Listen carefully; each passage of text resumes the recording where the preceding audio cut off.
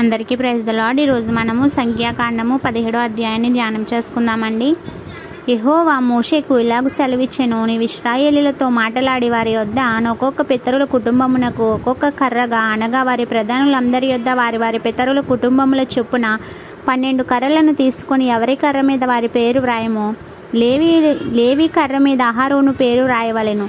యాలయనగా పితరుల కుటుంబముల ప్రధానునికి ఒక్క కర్రయే ఉండవలెను.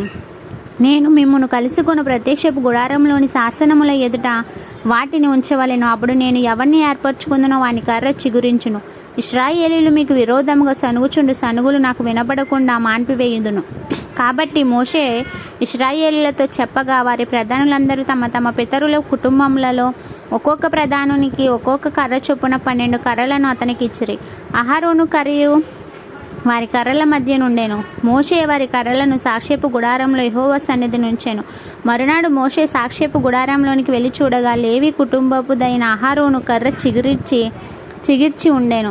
అది చిగిర్చి పువ్వులు పూసి బాదము పండ్లు గలదాయెను. మోషే యెహోవా సన్నిధి నుండి ఆ కర్రలన్నిటిని ఇశ్రాయేలీయులందరి ఎదుటికి తేగా, వారు వాటిని చూచి ఒక్కడును ఎవరి కర్రను వారు తీసుకొనిరి. అప్పుడు యెహోవా మోషేతో ఇట్లనెను, తిరగబడిన వారిని గూర్చి ఆనవాలుగా కాపాడబడినట్లు అహరోను కర్రయు మరలా శాసనముల ఎదుట ఉంచుము. వారు చావకుండునట్లు నాకు వినబడకుండా వారి సనుగులను కేవలము అణచి మాన్పివేసిన వాడవుదును. అప్పుడు యెహోవా మోషేకు ఆజ్ఞాపించినట్లు అతడు చేసెను.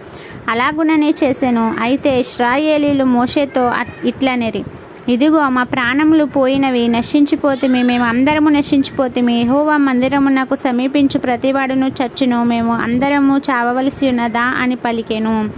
ఇంతటితో పరిశుద్ధ వాక్యం దేవుడు దీవించి ఆశీర్వదించునుగాక. ఆమేన్.